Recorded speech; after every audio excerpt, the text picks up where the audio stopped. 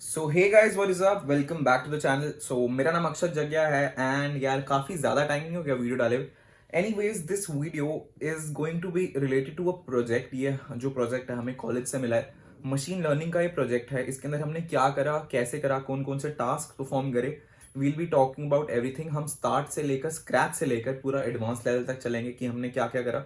तो बेसिकली जितना भी हमने इसके अंदर काम करा है, मैं चाहता हूँ कि मैंने जो भी करा है इस यूट्यूब वीडियो को मैं पब्लिक कर दूँ एंड लोगों को भी इससे हेल्प हो अगर उनको ये मॉडल के साथ प्रोसीड करना हो। सो स्टार्टिंग विद दिस, मैं पहली चीज जो करना चाहूंगा, बताना चाहूंगा बेसिक से स्टार्ट करने के लिए, we'll start with machine learning.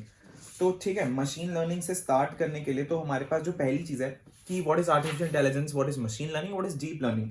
तो ऐसा है, मैं बिल्कुल सिंपल, एकदम से बिल्कुल क्या कहते हैं, सिंपल के साथ नॉर्मल लैंग्वेज में बताना चाहूंगा कि आर्टिफिशियल इंटेलिजेंस है, उसका एक सबसेट है machine learning and machine learning का एक सबसेट है डीप लर्निंग। तो आपको अगर पढ़ना हो बेसिकली, वीडियो शॉर्ट बनानी है, तो मैं ये पीपीटी भी प्रोवाइड कर दूंगा नीचे डिस्क्रिप्शन के अंदर। सो बेसिकली आप इसको रीड कर लेना। तो now when we come to the machine learning part. So machine learning is divided into supervised, unsupervised, semi supervised and reinforcement learning. ठीक है, उसके बाद जो हमारा अभी बेसिक स्कोप है, जो हमने काम करना है, वो हमने काम करना है क्लासिफिकेशन में, रिग्रेशन में, क्लस्टरिंग है, एसोसिएशन है, पॉजिटिव है, नेगेटिव है, ये रीइंफोर्समेंट की बात है। तो हमारे को जो मिला है वो मिला है क्लासिफिकेशन एंड हम to be precise will be doing binary classification. So let's proceed with binary classification. जो हमने इसके अंदर देखो यार मॉडल्स यूज करे हैं ना क्लासिफिकेशन के, वो हमने 5 करे। तो पहला मॉडल है उसके अंदर लॉजिस्टिक रिग्रेशन। तो आप इसका ये ग्राफ देख सकते हो, ये ग्राफ का क्या है, कैसे है और हमारे डेटा सेट पे कैसे काम करेगा, वो हम करते हुए बात करेंगे। ये ब्रीफ है। इसके बाद जो हमने यूज किया है वो हमने किया है KNN। KNN के बाद KNN होता है के नियरेस्ट नेबर्स, उसके बारे में भी आप ये ग्राफ देख सकते हो। And then we'll be proceeding with the code with all the related to our data sets nextly. उसके बाद हमने SVM लगाया है, सपोर्ट वेक्टर मशीन लगाया है, वो भी इजी होता है, डिसीजन ट्री भी होता है। एंड देन हमने डिसीजन ट्री का ही एक एडवांस वर्जन होता है जिसके अंदर बहुत सारे ट्रीज होते हैं, that is random forest classifier.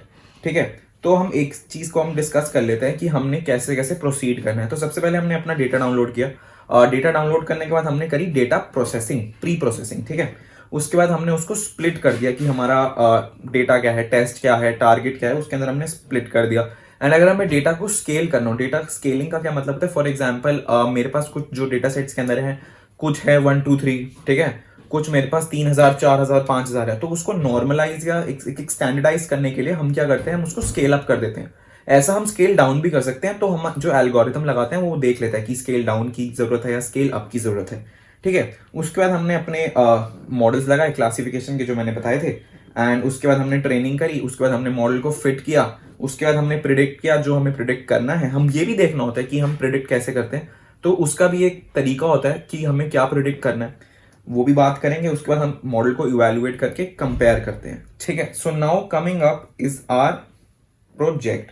ठीक है, प्रोजेक्ट मैंने जो बनाया है, मैंने जुपिटर यूज किया। कि जुपिटर क्यों यूज किया, जुपिटर आसान पड़ता है यार, और अगर तुम भी ये करो तुम भी जुपिटर ही यूज करना। ठीक है, and this video I am explaining it to sir also, I am presenting my project basically. So now talking about जो हमें डेटा सेट मिला, we have been given vicon physical data set. तो आप इसके बारे में पढ़ सकते हो। तो मैं बेसिकली बता देता हूँ कि मुझे जो डेटा सेट कैसा मिला था। मुझे एक डेटा सेट मिला था जिसका नाम ये वीकॉन फिजिकल डेटा सेट है। उसके अंदर जो थे 2 फाइल्स थी। ठीक है, 2 नहीं 10 फाइल्स थी। 10 फाइल्स के अंदर सब 1 सब 2 सब 3 सब 4 सब 10 तक वो डिवाइडेड था। उसके एक सब के अंदर 2 फोल्डर्स थे, एक नॉर्मल और एक एग्रेसिव। ठीक है, एंड उसके अंदर डेटा था। वो डेटा हमें किस किस चीज का मिल रहा था, एग्रेसिव और नॉर्मल जितने भी एक्शंस होते हैं। तो मैं बेसिकली ये मैं पढ़ना नहीं चाहता, पढ़ के टाइम वेस्ट नहीं होगा, आप लोग के पढ़ लेना। तो बेसिकली हमें जो मिल रखे थे, हमें जो एट्रीब्यूट्स मिल रखे थे, हमें मिल रखा था सेगमेंट मिल रखा था, हेड मिल रखा था, left arm, right arm, left leg, right leg. और हमें ये प्रिडिक्ट करना था कि हमारा जो एक्शन है वो नॉर्मल है, एग्रेसिव है। अगर मैं इसको एक और अप्रोच से लेके चलता और मैं इसको मल्टी क्लास अप्रोच में लेके चलता, तो बेसिकली उसके अंदर हम ये बता सकते थे कि एक्शन क्या है। ठीक है, तो मैंने सोचा कि let's keep it simple, let's take binary classification. So let's moving ahead with the project. तो हमने सबसे पहले चीज क्या करी, हमने उसको प्री प्रोसेस किया। प्री प्रोसेसिंग स्टार्ट करी तो हमने डाउनलोड किया डेटा। तो जो हमने डाउनलोड किया डेटा, तो हमारा डेटा ऐसा दिखता था। तो अब देखो यार, ये तो सारा अलग अलग डेटा है, लेकिन मुझे तो सब कुछ इकट्ठे परफॉर्म करना है ना। तो बेसिकली हमने क्या करा, उसके अंदर हमने सोचा कि हम इसको एक ही CSV एक्सेल शीट के अंदर डाल देते हैं। तो हमने इसके अंदर एक हमारा लाइब्रेरी होती है इम्पोर्ट OS, ठीक है, और हमने पांडास का यूज़ करा इसके अंदर। तो हमने अपना फोल्डर का पाथ वगैरह डाला, डिक्शनरी करके फोल्डर में से ट्रैवर्स करके हमने एक अपनी पूरी की पूरी एक शीट रेडी कर ली, जिसके अंदर हमने सारा का सारा डेटा डाल दिया, ठीक है। उसके बाद हमने क्या करा, हाँ सबसे जरूरी हम कुछ लाइब्रेरीज की बात कर लेते हैं। हमें इसके अंदर पांडास का यूज होगा, नमपाई का यूज होगा, हमारा सीबॉन का यूज होगा, इसके अंदर हमारा स्किटलर्न का यूज होगा, मैटप्लॉटलिब का यूज होगा, मैटप्लॉटलिब पाइप्लॉट का यूज होगा। तो बेसिकली आपको एक प्री रिक्विजिट है कि आपको ये सब आना चाहिए ऑलरेडी। अगर नहीं भी आता हो तो आप ये कोड देख लेना, इसके अंदर जो बेसिक स्टेप्स हैं वो मैंने कर ही रखे हैं, ठीक है। तो अब हमने जब अपनी प्री प्रोसेसिंग शुरू करी तो उसके अंदर हमने सबसे पहले चेक किया कि हमारे पास कोई मिसिंग वैल्यूज तो नहीं है, क्योंकि अगर मिसिंग वैल्यूज होती हमें उस मिसिंग वैल्यूज को रिमूव करना पड़ता। क्योंकि ऐसा होता है ना कि जब हमारा डेटा है कुछ भी काम कर रहा होता है तो उसके अंदर दिक्कत आ जाएगी, हम सही से कुछ प्रेडिक्ट नहीं कर पाएंगे, तो हम मिसिंग वैल्यूज चेक कर सकते हैं। तो इस केस के अंदर हम अपना ये वाला कोड लिखते हैं जिससे हम चेक कर सकते हैं। तो मेरे केस में जब ये सारे जीरो आ गए तो हमारा कोई भी मिसिंग वैल्यू नहीं निकली, ठीक है। उसके बाद हमने देखा कि आप इसको प्रिंट कर लेते तो हेड से क्या होता है, टॉप 5 वैल्यूज प्रिंट हो जाती है। हमने उसको प्रिंट करके देख लिया। अब प्रिंट करने पे मुझे पता चला कि ये देखो, ये जो सेगमेंट है और इसके बाद जो ये हमारा लास्ट में सब है, एक्शन है और एक्शन नेम है, ये हमारा कैटेगोरिकल डेटा है। अब आगे जाके भाई कैटेगोरिकल डेटा भी तो रिमूव करना ही पड़ेगा। तो हमने क्या करा, हमने देख लिया एक्शन, ये इस कोड से हम चेक कर सकते हैं कि क्या यूनिक वैल्यू है, हमने वो चेक कर ली। उसके बाद देखो हमने ना क्या करा, कैटेगोरिकल डेटा रिमूव करने के लिए डिक्शनरी बनाई और आगे जाके उसको मैप कर दिया। तो इससे क्या होगा, जब हमने उसको प्रिंट किया तो आप देख सकते हैं ये ऐसा हो गया। तो इसमें से देखो जो लास्ट के अंदर क्या है, एक्शन जो था वो लास्ट में से कंपेयर करके दिखाता हूँ मैं। इसके अंदर जो एक्शन है वो नॉर्मल लिख रखा है, इसके अंदर वो 0 1 है, क्योंकि हमने उसका जो कैटेगोरिकल डेटा था वो हटा दिया और हमने इसको एक बाइनरी चीज में कन्वर्ट कर दिया, 0 और 1 के अंदर। अगर एग्रेसिव है तो 0, नॉर्मल है तो 1। उसके बाद हमने अपना डेटा को विजुअलाइज कर लिया कि अलग अलग कॉलम्स को क्या क्या रिस्पेक्ट में लेकर वो कैसा लगता है, ठीक है। मुझे तो बहुत सुंदर लग रहा है ये, जैसा भी लग रहा है। And then we'll be moving to हमने इसके अंदर एक हीट मैप निकाल लिया। हीट मैप से हमें पता चलता है कि हमारा क्या कोरिलेशन है। तो आप ये सही देख सकते हैं इससे हमारा क्या क्या कोरिलेशन आ रहा है। मेरे डेटा के अंदर जो ये था ये ज़्यादा यूजफुल नहीं था, क्योंकि मेरा जो डेटा है उसका जो डायमेंशन है वो बहुत ज़्यादा है। तो उस केस में ये थोड़ा सा इनसिग्निफिकेंट हो जाता है, तो मैंने फिर भी निकाल दिया। Now we'll be dividing. अब जैसे मैंने आपको बताया था ना कि हमें एक टारगेट चाहिए होता है और हमें फीचर्स चाहिए होते हैं। तो हमें कैटेगोरिकल डेटा नहीं चाहिए क्योंकि मैं बाइनरी क्लासिफिकेशन परफॉर्म कर रहा हूँ। तो मैंने क्या करा, मैंने जो अपना जो टारगेट रखा वो मैंने एक्शन रख दिया। अब ये मेरे को बताएगा कि मेरा जो डेटा है, जो एक्शन है, ये 0 है या 1 है। 0 हुआ तो एग्रेसिव, 1 हुआ तो नॉर्मल, ठीक है। अब मैंने देखा कि यार मुझे सेगमेंट की जरूरत नहीं है, मुझे सब की भी जरूरत नहीं, मुझे एक्शन नेम की भी जरूरत नहीं है, और तो मैंने उनको भी हटा दिया। तो मेरा एक df डॉट ड्रॉप करके एक मेरा एक कोड होता है, उससे वो हट जाता है, ठीक है। अब आप ये देख सकते हैं कि लास्ट में जैसे था उसमें से ये लास्ट वाले हट गए, तो मेरे पास सिर्फ न्यूमेरिकल डेटा है, ठीक है। एंड उसके बाद मैंने ये निकाल कर देख लिया, डिस्क्राइब कर लिया अपनी टेबल को। डिस्क्राइब करने का ना एक बढ़िया फंक्शन होता है, अपना जो भी वो है डेटा फ्रेम है उसके आगे डिस्क्राइब लिखो। एक ना उससे में चीज़ बेटर हो जाती है अगर आप उसको ट्रांसपोज कर दो। तो ऐसे करके मैंने यहाँ पर इसको ट्रांसपोज भी करते हैं, जिससे उस चीज़ की बेटरमेंट होगी और हमारी जो विजुअलाइजेशन है वो और बेटर होगी। तो विजुअलाइजेशन की अगर जैसे हम बात करें तो ये अपना सारा कुछ बता देता है, काउंट क्या है, मीन क्या है, वो क्या है, स्टैंडर्ड डेविएशन क्या है, मिनिमम 25%, 50%, 75%, मैक्स, ये सब कुछ बता देता है, ठीक है। उसके बाद हमने कहा चलो कार्यक्रम शुरू करते हैं। उसके बाद हमने क्या करा, हमने sklearn से अपने मॉडल सिलेक्शन से ट्रेन, टेस्ट और स्प्लिट को निकाला। अब हम क्या करते हैं, अपने डेटा को डिवाइड कर देते हैं कि टेस्टिंग डेटा और अपना लर्निंग डेटा क्या है, ट्रेनिंग डेटा क्या है। क्योंकि देखो फॉर एग्जाम्पल ये डेटा मुझे मिला हुआ था, अब उसमें से हम डेटा को डिवाइड करेंगे ना कि मैं 80% या 60% जितने परसेंट पे भी डेटा को टेस्ट मतलब ट्रेन करूंगा, और जो बचा हुआ डेटा है उस पर मैं टेस्ट करूंगा कि हाँ जो मैंने जिस मशीन लर्निंग मॉडल को बनाया है 60% के बेसिस के ऊपर या 70% के बेसिस के ऊपर, वो मेरे पास आगे का 30% निकाल पा रहा है क्या।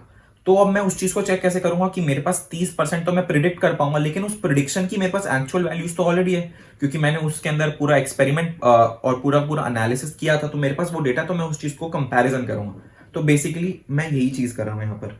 अब हम क्लासिफिकेशन के हमारे पास कुछ पैरामीटर्स होते हैं, हमारे पास एक्यूरेसी स्कोर होता है, हमारे पास क्लासिफिकेशन रिपोर्ट होती है, कंफ्यूजन मैट्रिक्स होता है, प्रिसीजन स्कोर होता है, रिकॉल स्कोर होता है। मैं डीप में नहीं जा रहा, मैं सिर्फ बता रहा हूँ, आपको अगर रोक के पढ़ना हो तो आप पढ़ सकते हैं।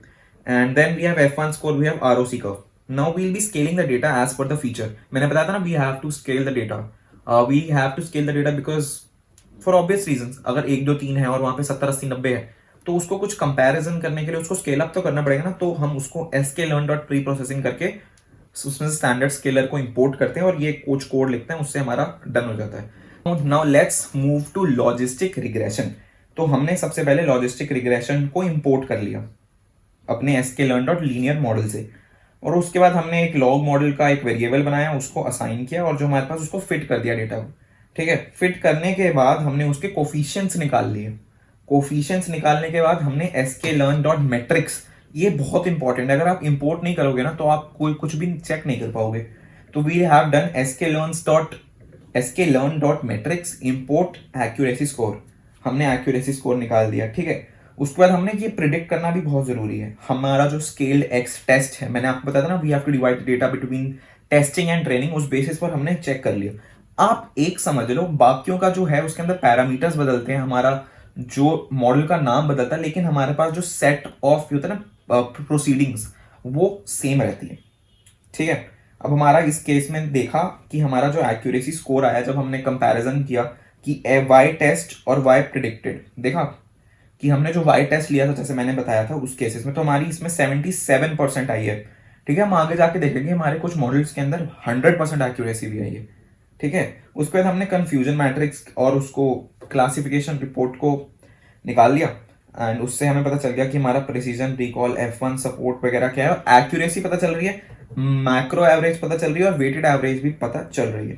ठीक है, उसके बाद हमने कंफ्यूजन मैट्रिक्स निकाल लिया। वो कंफ्यूजन मैट्रिक्स इतना बढ़िया लग रहा है यार। नाउ मूविंग, अब मैं क्या करूंगा, मैं आगे जाके इन सबको ज्यादा एक्सप्लेन नहीं करूंगा, मैं बस थोड़ा थोड़ा बताता चलूंगा। प्रिसीजन स्कोर निकाल लिया, ये सब निकाल लिया। उसके बाद हमने ROC कर्व प्रिंट किया। ROC कर्व में हमारा जो ये वाला ब्रेक पॉइंट होता है, इससे हमारी एक्यूरेसी निकल जाती है, तो ये हमारी एक्यूरेसी निकल रही है। ठीक है, now moving ahead with KNN classification, के नेबर्स क्लासिफिकेशन होती है। इसमें से जैसे हमने लास्ट में इंपोर्ट किया था वैसे हमने इंपोर्ट कर लिया। KNN मॉडल का हमने नाम वेरिएबल का दिया, उसको हमने, हाँ इसके अंदर हमने क्या करा, नेबर्स को 1 ले लिया। इस मेरे केस के अंदर आप कुछ भी ले सकते थे, आपके टाइम और डेटा पे डिपेंड करता है वो। उसके बाद हमने उसको फिट कर दिया, उसके बाद हमने प्रिडिक्ट कर दिया, उसके बाद हमने वैसी जैसे पिछली बारी एक्यूरेसी निकाली थी वैसी एक्यूरेसी निकाली। इस केस में देखो 99.9909 कुछ करके हमारी एक्यूरेसी स्कोर है। तो क्लासिफिकेशन रिपोर्ट क्या करता है, ये ना राउंड ऑफ कर देता है, तो ये देखो इसने 1111 दे दिया, और हमने उसी बेसिस पे कंफ्यूजन मैट्रिक्स निकाल लिया, प्रिसीजन स्कोर निकाल लिया, रिकॉल निकाल लिया, F1 निकाल लिया। हम आगे जाके ना ग्राफ्स देखेंगे इनके कि हमने कैसे कैसे कैसे कंपेयर कर रहे हैं। इसका देखो हमारा जो ROC कर्व निकला है वो 1 के आसपास निकला। Now we'll moving be to the support vector classifier. वैसे ही नॉर्मल जैसे हमने इंपोर्ट किया, इसमें हमने C को 100 ले लिया, मैं ये भी बताऊंगा आगे जाकर कि C 100 क्यों लिया। उसके बाद हमने इसको फिट कर दिया, उसके बाद प्रिडिक्ट कर दिया, एक्यूरेसी निकाली, क्लासिफिकेशन रिपोर्ट निकाली, confusion matrix, recall score, precision score, F1 score, जैसा हम करते आ गए। मैं कोड पूरा का पूरा प्रोवाइड करूंगा, आप टेंशन मत लो।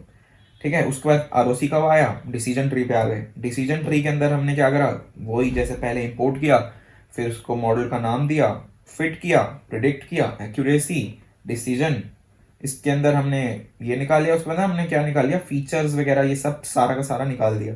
ये reclassification report, precision, recall, F1 है। बार बार ऐसा लग रहा है आपको मैं रिपीट कर रहा हूँ, क्योंकि हर मॉडल का मुझे निकालना था, मुझे क्योंकि एनालिसिस करना है ना।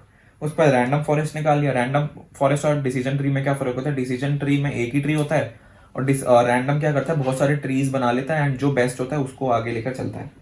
ठीक है, ये सारा आप देख सकते हो। ठीक है, और ये चल रहा है, सब कुछ सेम है। अब हमने कंपैरिजन कर लिया, कंपैरिजन के लिए हमने ग्राफ बना लिया, हमारा लॉजिस्टिक केरा, इन सब का ये कंपैरिजन है, एंड फिर से ये प्रिसीजन का कंपैरिजन है, ये जो हमारा रिकॉल स्कोर का कंपैरिजन है, ये हमारे F1 स्कोर्स का कंपैरिजन है, ये हमारा सारा का सारा कंपैरिजन है। अब इसका जो हमारा आउटकम क्या है, देखो मैं बताता हूँ। इसके अंदर जो हमारा एक्यूरेसी स्कोर है या सब कुछ स्कोर है, देखो रैंडम फॉरेस्ट का सबके अंदर 1 है ना, तो मेरे अकॉर्डिंग और इस डेटा सेट पे जो सबसे बेस्ट काम किया है वो किया रैंडम फॉरेस्ट। देखो यहाँ पर आप देख सकते हो accuracy 100%, precision score 100%, random forest का फिर से रिकॉल स्कोर 100%। सब 100% है। तो इस केस में सारा का सारा जो 100% दिया है वो दिया रैंडम फॉरेस्ट ने। तो मेरे डेटा सेट के ऊपर वाईकॉन फिजिकल एक्शन डेटा सेट पे जो सबसे बेस्ट काम किया है वो किया है रैंडम फॉरेस्ट के अंदर। इधर इसी के साथ हमारा ये वाला प्रोजेक्ट खत्म होता है। इसका आगे स्कोप बहुत है, अगर आप इसके अंदर एक्सटेंड करना चाहते हो, अगर आप कोई और मॉडल भी लगाना चाहते हो, आप कमेंट डाउन कर सकते हो। I hope you like the video and I hope मुझे जितने मार्क्स अच्छे मिलने चाहिए इस वीडियो के थ्रू मुझे वो भी मिल जाए।